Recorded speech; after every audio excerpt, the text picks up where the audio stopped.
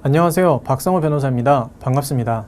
오늘은 세무사시험 합격을 위해서 행소법을 어떻게 공부해야 하는지 학습법에 대해서 말씀드리도록 하겠습니다. 첫 번째, 기출문제의 중요성. 기출문제는 중요합니다. 그런데 모든 연도의 기출이 중요하지는 않습니다. 왜냐하면 최근 10년간의 기출문제는 반드시 풀어보셔야 하지만 그 이전에는 최근 출제 경향과 다른 문제들이 상당수 존재하기 때문이죠. 이유가 뭘까요?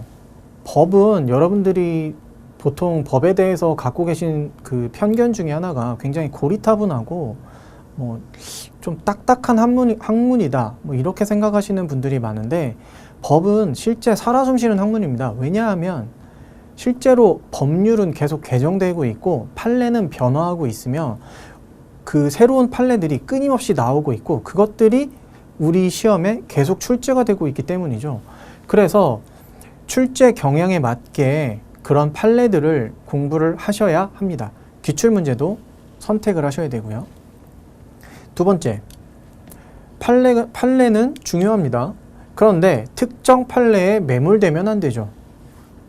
판례를 과연 어디까지 알아둬야 되는 걸까요? 모든 판례 하나하나의 사실관계, 판시사항 이런 것들을 전부 알아둬야 하는 걸까요? 아닙니다. 출제 비율을 보면 판례는 약 30에서 40% 정도를 차지하고 있는데요. 그 판례들을 어떻게 알아두셔야 되냐면 결론 위주로 많은 판례들을 알고 있는 게 수험에 유리합니다. 특정 판례 하나에 대해서 굉장히 깊게 알아봤자 안다고 하여도 그게 2.5점 이상의 효과를 내주지는 않습니다. 그래서 여러 판례를 결론 위주로 알고 있는 게 수험에서 중요하고, 특정 판례에 매몰되지 마시고 그 어떤 판례가 궁금해서 사실관계를 찾아보고 이런 시간에 전체 그림을 한 번 더 보고 그때 수박 겉핥기식으로 다른 판례를 다독하시는 것, 그것이 훨씬 더 중요하게 됩니다. 세 번째, 목차는 지도인데요. 법학 과목의 특성상 시간이 좀 많이 들어가는 게 사실이에요. 그래서 공부하는 시간을 줄이기 위해서는 여러분이 현재 어느 위치에 어느 부분을 공부하고 있다는 것을 항상 생각하시면서 공부를 하셔야 이 기억이 장기 기억으로 오래 가게 됩니다. 그래서 목차가 머리에 그려질 수 있게 반복하는 것도 중요하고, 내가 공부를 시작하기 전에 아니면 공부를 마칠 때 항상 어느 부분을 공부하고 있는지, 내가 오늘 어느 부분을 공부했는지를 반드시 파악하는 것도 필요합니다. 그리고 네 번째, 조문 구조를 보면 답이 보인다. 제가 항상 드리는 말씀이 행정소송법 46개 조문 중에 취소소송에 대한 조문이 26개라는 말씀을 항상 드리고 있죠. 그래서 취소소송은 세부적으로 공부를 하시고 기타 소송은 준용규정 위주로 공부하시면 되겠습니다.